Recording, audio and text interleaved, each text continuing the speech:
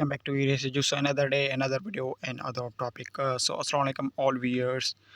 देखिए आज मैं आपके साथ शेयर करने जा रहा हूँ IBA मेट्रिकुलेशन की जो कैटेगरी के टेस्ट कंटिन्यू है 22 जून को जो आज टेस्ट लिया गया उसका मैथमेटिक्स का पोर्शन का कंप्लीट सोल्यूशन मैं आपके साथ शेयर करने जा रहा हूँ। वंस अगेन आपसे रिक्वेस्ट है अगर आप मेरा चैनल क्यूरियोसिटी पर न्यू है तो सबसे पहले हमारे चैनल क्यूरियोसिटी को सब्सक्राइब कर लें और बेल आइकॉन को ऑल पर सेलेक्ट कर दें ताकि जैसे हमारी कोई न्यू वीडियो है उसकी नोटिफिकेशन सबसे पहले आप तक पहुँचे। वंस अगेन आज भी हम फ़ख्र के साथ कह सकते हैं कि आज के टेस्ट में मैथमेटिक्स का जितना भी पोर्शन था 20 सवालात है पूरे के पूरे जितने भी सवाल आए हैं वहीं से आए हैं जो लेक्चर्स हम ऑलरेडी शेयर कर चुके हैं। अगेन मैं बार बार आपको रिपीट करवा रहा हूँ, आप जाकर चेक कर सकते हैं। सीरीज़ हमारे पास लिस्ट बनी हुई है जीएसटी की, तो उसमें पूरे जो लेक्चर्स हमने शेयर किए हुए हैं सारे टॉपिक्स वहीं से आए हैं। जो लेक्चर ऑलरेडी मैं आपको पढ़ा चुका हूँ, जो टॉपिक्स जो पॉइंट्स मैं आपको ऑलरेडी पढ़ा चुका हूँ सारे के सारे। सो अगेन ये हमारे फ़ख्र बात है वो एस्पिरेंट्स वो स्टूडेंट जो स्पेशली हमारे चैनल को देखिए, स्पेशली मैथ्स का जो पोर्शन है, आप अगर हमारे चैनल से मैथ्स की प्रिपरेशन कर रहे होंगे तो डेफिनेटली आपके 20 में से 18-17 ईजिली आपके आ रहे होंगे बिना किसी डाउट के। सो चलिए आज शुरू करते हैं। मैथ्स का पोर्शन बहुत ही आसान पोर्शन है। कल जो पोर्शन आया था वो देखिए एग्जैक्टली सिमिलर टू उसी पोर्शन की तरह सिमिलर है, कोई ज़्यादा डिफ़िकल्टी है नहीं। विद आंसर्स मैं आपके लिए साथ शेयर कर रहा हूँ, ठीक है। तो इसका PDF लिंक और डाउनलोड लिंक भी मैं इसका देखिए कमेंट में पिन कमेंट में आपके साथ शेयर कर दूंगा, तो वहाँ से आप इसे जाकर डाउनलोड भी कर सकते हैं, सेव भी कर सकते हैं। सो चलिए शेयर करते हैं। तो आज मैं देखिए आपके साथ 1 बाय 1 सारे कॉन्सेप्ट्स को शेयर करूँगा। देखिए आपको एज एन प्रॉब्लम के तौर पर समझाऊंगा और डायरेक्टली भी समझाऊंगा, ठीक है। सो चलिए मूव करते हैं। तो क्वेश्चन नंबर 1 आपसे कहा जा रहा है। सो बहुत ही आसान क्वेश्चन मैं आपको यहाँ पर भी समझाऊंगा और उसके अलावा देखिए हमने इसे सॉल्व करके जो सॉल्व आउट किए वहाँ से भी मैं आपको समझाने की कोशिश करूँगा, ठीक है। सो पूरा पेपर है। क्वेश्चन नंबर 1 है। क्वेश्चन नंबर 1 में कहा जा रहा है, अब देखो क्वेश्चन 1 कहा जा रहा है if A is equals to 2, 4, 6, 8, 10। अब यहाँ पर एक सेट गिवन है ए, ठीक है। उसमें आपके पास कुछ एलिमेंट्स गिवन है, 5 एलिमेंट्स गिवन है। अब यहाँ में से 4 स्टेटमेंट गिवन है कि कौन सा स्टेटमेंट यहाँ पर करेक्ट है। सबसे पहले तो वी नो दैट, अब देखिए पहला statement A belongs to 4 belongs to, अब ये सिंबल है देखिए बिलोंग्स टू, इसका मतलब ताल्लुक रख रहा है। सो इट मीन्स ये करेक्ट स्टेटमेंट है। इसका मतलब है इक्वलेंट, इक्वलेंट का मतलब ए इक्वलेंट है 4 के, यानी 4 इक्वलेंट है ए के। इट डजंट करेक्ट 4 बराबर है ए के। अब देखिए it doesn't make any sense, A does not belongs to A 4। अब देखिए यहाँ पर अगर 4 नहीं होता, अगर आप मान लें 2 के बाद 3 आता देन हम डी को टिक करते। अगर देखिए 4 नहीं होता, 4 है, इसका मतलब आपके पास ऑप्शन ए यहाँ पर करेक्ट है। बहुत ही आसान क्वेश्चन है। अब देखिए एग्जाम्पल के थ्रू भी मैं आपको करवाऊंगा इसी तरह A to Z जितने भी प्रॉब्लम्स है सारे प्रॉब्लम मैं आपको समझाता भी चलूँगा और आपको A to Z उसकी एक्सप्लेनेशन भी दूंगा, ठीक है। तो अब आ जाएँ, select the following numbers that are exactly divisible by 4। अब देखिए याद रखिए 4 के अगर 4 डिविजिबल है, आप याद रखिए डिविजिबिलिटी के कुछ रूल्स हैं। डिविजिबिलिटी या 4 के साथ वही डिविजिबल होगा अगर उसके लास्ट में 00, ठीक है, या फिर उसके लास्ट में 4 है तो वो नंबर 4 के साथ डिवाइड होगा, यानी वो या तो 00 लास्ट में या 0, ठीक है, यहाँ 4 तो वो डिविजिबल होगा। अब देखिए हमने फोकस किया तो यहाँ पर लास्ट में हमें 6 5 दिख रहा है, यहाँ पर 3 3 दिख रहा है, यहाँ पर 4 5, इसका मतलब डिविजिबल नहीं हो सकता। अब यहाँ पर 00 इट मीन्स ये आपके पास करेक्ट ऑप्शन है। क्वेश्चन नंबर 3 है। अब देखिए ये कुछ ऐसे प्रॉब्लम्स हैं जिनके लिए सॉल्यूशन की आपको ज़रूरत नहीं है, बट नीचे देखिए हमने सॉल्यूशन भी लिखे हुए हैं। मैं आपको सॉल्यूशन भी के साथ अगर करवाता चलूँ तो क्वेश्चन नंबर 1 है, ठीक है। अब यहाँ पर देखिए जस्ट हमारे पास आंसर्स मौजूद हैं, तो यहाँ पर आपके पास सॉल्यूशन की ज़रूरत नहीं है। जिस प्रॉब्लम में हमें सॉल्यूशन की ज़रूरत पड़ेगी, देखिए एक्सप्लेनेशन की ज़रूरत पड़ेगी, मैं आपको नीचे ले आऊँगा। अब क्वेश्चन नंबर 3 है, बहुत ही आसान है। If x radical under radical x is N integer. अब देखिए यहाँ मान लें रेडिकल अंदर, अब रेडिकल एक्स का मतलब है ये कोई अननोन नंबर है, ठीक है, यानी कोई भी नंबर हो सकता है रेडिकल में। अब ये एक इंटीजर नंबर है, द फॉलोइंग स्टेटमेंट ट्रू। अब इसमें से कौन सा स्टेटमेंट है जो आपके पास ट्रू होगा। X is an even number, x एक इवन नंबर होगा। We know that. अब देखिए अगर इवन नंबर को कंसिडर किया जाए, इसका मतलब है इवन नंबर कौन से 0 2 4, अगर मान लें यहाँ पर देखिए 9 आ जाए, इसका मतलब ये कॉन्सेप्ट तो गलत हो जाएगा स्टेटमेंट। अब आ जाए बी में, आपके पास always a negative number, no ये पॉजिटिव हो सकता है। सी में X is a perfect square, X is a perfect square number, X is a prime number. अब प्राइम नंबर का मतलब है कोई ऐसे मखसूस नंबर दैट और perfect, we know that prime number. देखिए प्राइम नंबर सर वो नंबर्स होते हैं जो ऑलरेडी देखिए हम इसका टॉपिक पढ़ चुके हैं नंबर्स में, तो वो नंबर्स होते हैं जिन पर सिर्फ और सिर्फ अपनी टेबल अप्लाई हो। X is a perfect square का मतलब है यानी इसमें से रेडिकल में से तभी कोई नंबर बाहर आएगा जब इसका परफेक्ट स्क्वायर मौजूद हो। अब 44 में गिवन है rational number can always be written is. अब रेशनल नंबर का मतलब होता है देखिए the number that can be written in the P upon Q and where P and Q belongs to Z, कि B and Q belongs to Z, P and Q belongs to Z. और ये Z, Z का मतलब होता है integers. We know that आपने numbers अगर आपने पढ़े हुए हैं, लेक्चर्स आपने सुने हुए हैं, इसका मतलब fraction of the two integers, यानी fraction of the two integer. P upon Q मतलब फ्रैक्शन है, मगर टू इंटीजर्स नंबर ही होंगी, इसमें दूसरी कोई भी नंबर नहीं हो सकती, ठीक है। अब यहाँ पर बिल्कुल एक सिंपल सा एक सेट दिया गया है Z, Z you know that symbol है, आपको पता होगा इंटीजर की पॉजिटिव नंबर, इट इज़ का मतलब है सेट ऑफ इंटीजर। अब यहाँ पर फोकस करें। अब देखिए 15 into 10 into 16 is equals to d dash into 10। अब देखिए यहाँ पर ये सवाल मिस्टेक है, ये नहीं होगा। अब देखिए यहाँ पर जस्ट एक नंबर आएगा। अब देखिए 15 इंटू, अब देखिए 6 को मल्टीप्लाई करा दे 10 के साथ, यू विल गेट द 16, ठीक है। अब 60 इंटू 50 आप कर दें तो you will get the answer, it will becomes 900। अब यह 900 हो गया। अब देखिए हमें से किस नंबर को हम 10 के साथ मल्टीप्लाई कराएं जो हमारे पास 900 है, 15 को कराएं या 16 को या 18 को, we know that it is 19, 19 को अगर 90 को मल्टीप्लाई कराएं तो वी विल गेट द 900, यानी बहुत सारे इक्वल्स हो जाएंगे हमारे पास, एक स्टेटमेंट है। अब आ जाएँ देखिए 47 इंटरसेक्शन। इंटरसेक्शन का मतलब क्या होता है, देखिए 47 से लेकर मैं आगे मूव करा था, चलो इसे। तो देखिए अगेन डिविजिबिलिटी रूल आपको पता होगा, अगेन मैं आपको समझाता हूँ, ठीक है। अब 47 है, 47 की तरफ अगर हम आ जाएँ तो 47 में आपके पास गिवन है, ठीक है। इंटरसेक्शन, इंटरसेक्शन का मतलब होता है देखिए यानी elements common in both sets. Intersection का मतलब होता है वो एलिमेंट्स का सेट बनेगा यानी आंसर में जो दोनों सेट्स में कॉमन हो। अब यहाँ पर देखिए जस्ट अल्फ़ाबेटिकली यहाँ नंबर्स हैं, इसका मतलब कोई भी नंबर एलिमेंट कॉमन नहीं, कॉमन नहीं। इसका मतलब आपके पास कौन सा सेट बनेगा, नल सेट बनेगा। नल सेट यानी एम्प्टी सेट आपके पास ऑप्शन ए में मौजूद है। आगे मूव करें 48 की तरफ। तो 48 में का अजर एवेलुएट करें। अब ये बहुत ही आसान सवाल फ्रैक्शन का दिया गया है। फ्रैक्शन की अब देखें अगेन मैं इसलिए बार बार कह रहा हूँ कि पूरा पेपर हमारे लेक्चर से आया है। उसकी वजह ये है कि जितने आपके पास आज सवाल आए थे, कल आए, सारे लेक्चर्स हम ऑलरेडी शेयर कर चुके हैं। अब देखिए फ्रैक्शन की मल्टीप्लिकेशन का रूल है, या तो आप सबसे पहले न्यूमरेटर डिनोमिनेटर को आपस में मल्टीप्लाई करा दें, या अगर कैंसिल हो रहे हैं न्यूमरेटर डिनोमिनेटर तो कैंसिल करा। मिसाल के तौर पर आप देखिए 9 कैंसिल हो रहा है, 4 कैंसिल हो रहा है, बाकी क्या बच गया है, यहाँ पर माइनस बच रहा है। माइनस और इंटू 2/2 इसका मतलब -2/3 आपके पास बच जाएगा। अब देखिए यहाँ पर आपके पास ऑप्शन में बी में ए में आई थिंक ऑप्शन मौजूद है पॉजिटिव 2/3 भी पॉजिटिव में मौजूद है, ऑप्शन ए या बी में आई थिंक। मगर इसका नेगेटिव इसलिए बनेगा क्योंकि नेगेटिव यहाँ पर -1 बच रहा है, देखिए बिकॉज नेगेटिव की साइन बचेगी, नेगेटिव बच रहा है, नेगेटिव मल्टीप्लाई होगा पॉजिटिव से इट विल बिकम्स नेगेटिव, यानी नेगेटिव 2/3 आपके पास करेक्ट ऑप्शन है, डी में मौजूद है। 48 का आपके पास ऑप्शन डी मौजूद है। 49 की तरफ आ जाए। अब देखिए एक स्टेटमेंट कहा जा रहा है if a less than b and b less than c then ये दैट इज़ द ट्रांजिटिव देखिए प्रॉपर्टी कहलाती है। अगर ए देखिए मान लिया बी से छोटा है और बी देखिए सी से छोटा है, अगर मान लें बी सी से छोटा है, इसका मतलब देखिए सी जो है ना वो बी से बड़ा है, बी से बड़ा है, इसका मतलब बी से बड़ा है। ए ऑलरेडी ए से आप मान लें छोटा है, तो इसका मतलब है ए जो है ना वो बी से छोटा होगा, यानी ए लेस देन बी आपके पास करेक्ट ऑप्शन मौजूद है, ठीक है। डिफरेंट दूसरे ऑप्शन भी मौजूद है, मगर एज ए ट्रांजिटिव प्रॉपर्टी यानी अगर ए बी से छोटा है, बी सी से छोटा है, यानी मान लें ए बी से ऑलरेडी छोटा है और बी ऑलरेडी सी से छोटा है, इसका मतलब है ए सी सबसे बड़ा है, यानी सी ग्रेटर देन है सबसे, ए से भी बी से भी, इसका मतलब ए लेस देन सी बनेगा। ऑप्शन ए आपके पास इसमें करेक्ट है। 50 की तरफ क्वेश्चन आ जाए, बहुत आसान है। देखिए if order of p and is equals to order of q. अब देखिए आप मान लें यहाँ पर आपके पास सपोज कुछ एलिमेंट्स गिवन है पी और क्यू, आप मान लें दो सेट्स हैं, ठीक है। 50 में आपके पास क्वेश्चन गिवन है तो दो सेट्स हैं पी और क्यू। अब देखिए ऑर्डर ऑफ पी का मतलब है ऑर्डर ऑफ क्यू के बराबर है, ऑर्डर ऑफ पी और ऑर्डर ऑफ क्यू के बराबर है, means both sets have same number of elements. अब देखिए सेम, अब यहाँ पर बहुत सारे ऑप्शन आपके मौजूद हैं। यहाँ पर देखिए सपोज गिवन है कि पी क्यू के बराबर होगा, तो मे भी हो सकता है बहुत सारे लोगों ने इसको टिक कर लिया होगा कि p is equals to q, क्योंकि उनका ऑर्डर बराबर है। नो, ऑर्डर का मतलब होता है देखिए नंबर ऑफ एलिमेंट्स। अब देखिए ऑर्डर का मतलब होता है नंबर ऑफ एलिमेंट्स। अब अगर याद हो जब हमने सेट थ्योरी का लेक्चर पढ़ा था, वहाँ पर हमने दो सेट्स वहाँ पर देखिए बहुत सारे सेट्स पढ़े थे, दो सेट्स थे, एक था इक्वल सेट, दूसरा इक्वलेंट सेट, ठीक है। इक्वल सेट के लिए हम देख रहे थे दोनों सेट्स के ऑर्डर भी बराबर होने चाहिए, इसके अलावा एलिमेंट्स भी। इक्वलेंट के लिए सिर्फ ऑर्डर यानी नंबर ऑर्डर का मतलब है उसमें कितने ऑर्डर्स, यानी दो एलिमेंट्स है तो उसमें भी दो एलिमेंट्स होने, यानी अब मान लें पी में अगर दो एलिमेंट्स हैं, क्यू में भी दो एलिमेंट्स हैं। अब पी में 1 और 2 है, अब मान लें क्यू में ए बी है।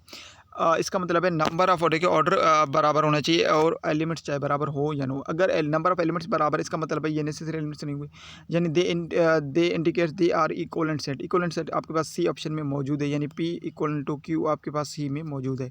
That is the correct option. 50 का आपके पास सी एब्सोल्युटली करेक्ट है।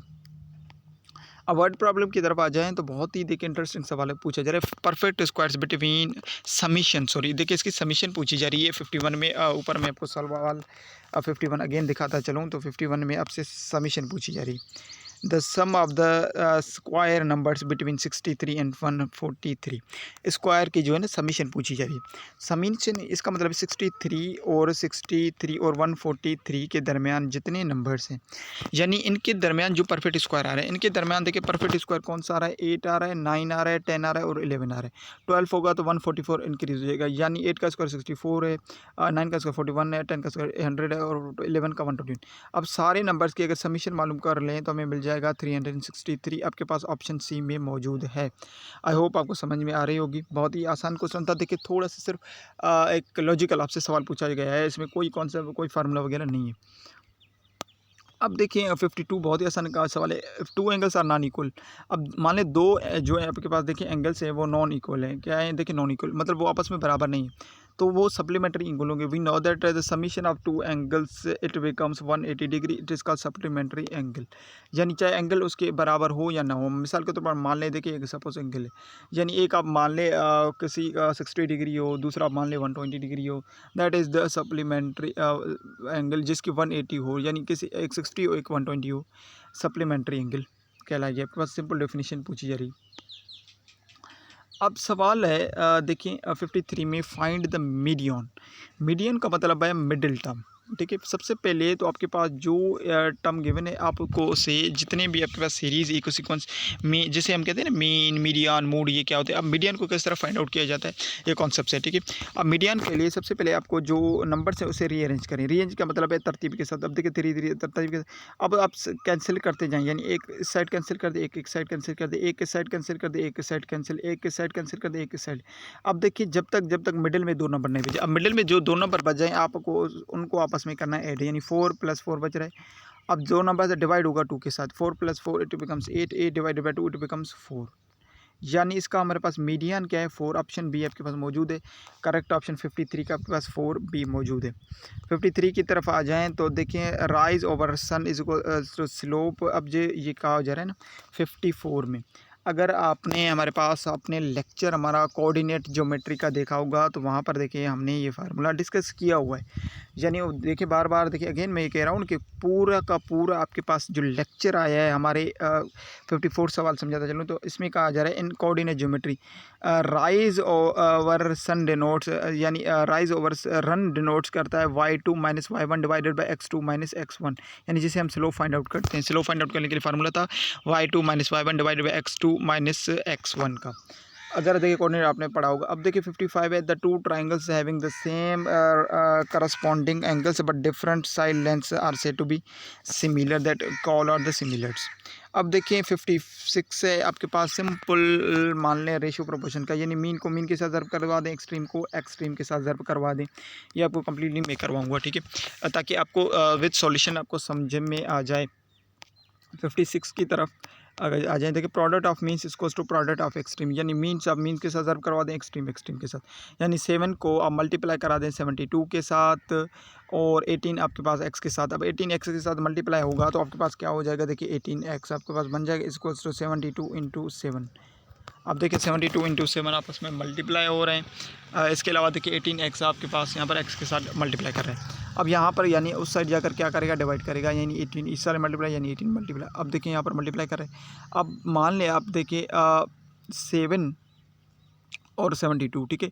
अब 72 और 7 को आप मल्टीप्लाई करा दे, ठीक है। मल्टीप्लाई करा दे तो आपके पास देखिए 18 की टेबल 18 1 टाइम 72 पर आपके पास 4 टाइम्स। अब 4 7 आपके पास कितना बन जाएगा 28, यानी आपके पास जो एक्स की वैल्यू हो जाएगी वो 28 सी में आपके पास मौजूद है।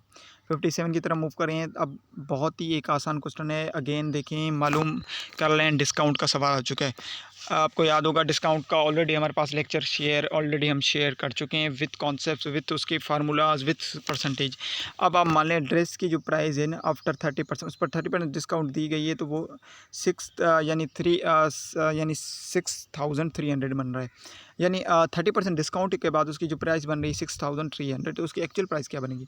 अब देखिए इसका मतलब है क्या मिसिंग है, टोटल। परसेंटेज का फार्मूला सिंपल है, परसेंट टोटल मिसिंग है, इसका मतलब है जो पार्ट है पार्ट को आप देखिए इंटू करवा दें 100 के साथ, और देखिए डिवाइड करवा दें परसेंटेज के नंबर के साथ, ठीक है, परसेंटेज के नंबर के साथ। अब देखिए 1 0 ज़ा 0, 1 3 ज़ा 3 आपके पास, 1 3 ज़ा 2 और 1। अब क्या बचा 2100। 2100 को आपको किसके साथ, 10 के साथ मल्टीप्लाई करवाना है, ठीक है। ठीक है, सॉरी 70% ऑफ द, इसका मतलब है 70% कितना बनेगा। अब यहाँ पर देखिए 30% डिस्काउंट इस पर दिया गया है, तो उसकी प्राइस जो बन रही है 6,300।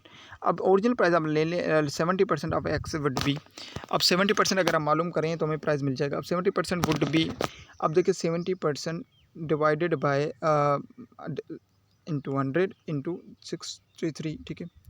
अब 0 2 0 इसके कैंसिल। अब देखिए 16 और 6 से आप मल्टीप्लाई करा दें तो you will get the correct answer. देखिए 70%, परसेंटेज का मतलब होता है देखिए आपका हिस्सा, टोटल मालूम करना है, टोटल मालूम करना है, यानी बस 17 डिवाइडेड यानी 100 डिवाइडेड बाय 70 हो जाएगा इंटू 6,300।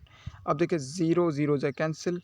अब देखिए यहाँ पर आपके पास अगर 7 की टेबल देखिए 1 इस पर 90 टाइम्स लगेगी। अब 90 को 1 के साथ मल्टीप्लाई करें 90 हो जाएगा। अब 2 0 इसकी कर दें, इसका मतलब 9,000। यानी आपके पास एक्चुअल प्राइस क्या हो जाएगी इसकी, 9,000 इस ड्रेस की एक्चुअल प्राइस है। डिस्काउंट क्या देखिए, ये सवाल था, बहुत ही आसान सवाल था, कोई इसमें डिफिकल्टी आपके पास है ही नहीं। यानी 30% आप इसमें से माइनस कर दे तो आपको ऑलरेडी पता चल जाएगा।